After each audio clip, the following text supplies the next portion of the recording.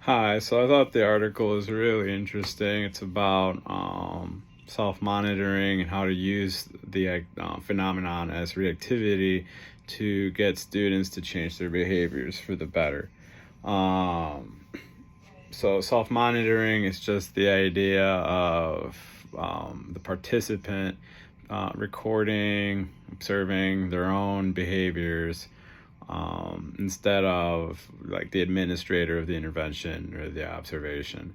Um, Normally, when it comes to observing someone, there's the phenomenon where people will attempt to do better than when they're normally not observed. So, like, let's say I have a student that is constantly, I don't know, slapping the table, but then I bring in the case manager to observe him in my class. The kid who's slapping the table is no longer going to slap the table because they notice there's a new adult in the classroom that's probably staring at them for the entire duration of the class period.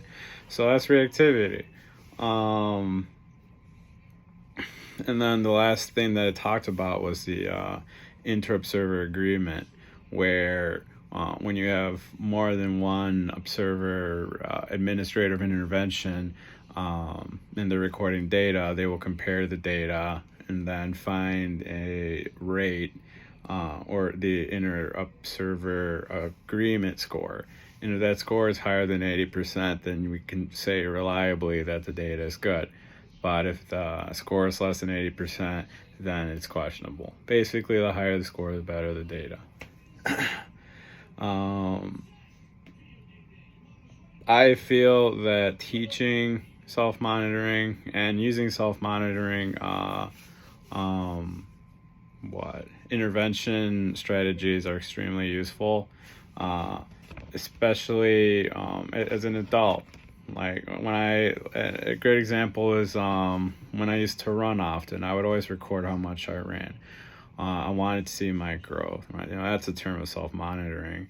Or another one is like when I slouch. I try not to slouch, and I'm always thinking about it. So I'm constantly trying to fix that. I'm not necessarily taking data on how much I'm slouching, although I think that might be a decent idea. But I am constantly thinking about it. Um,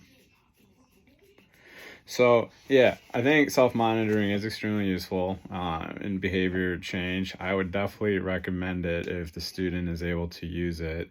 Currently in the school that I work at, there's definitely a few students that I think would benefit from self-monitoring, but I think for most of them it wouldn't really be too useful because of the disabilities that they have. Um, Sorry, I'm just looking at my notes. So there are definitely benefits and disadvantages to using self-monitoring. One benefit would be the immediate feedback for the student. They don't have to wait for a teacher to, give them feedback if they did it correctly or not. If the student has the correct tools to monitor themselves, and they'll be able to tell that, they didn't meet they didn't meet the requirement. It engages students because they're invested in their own intervention.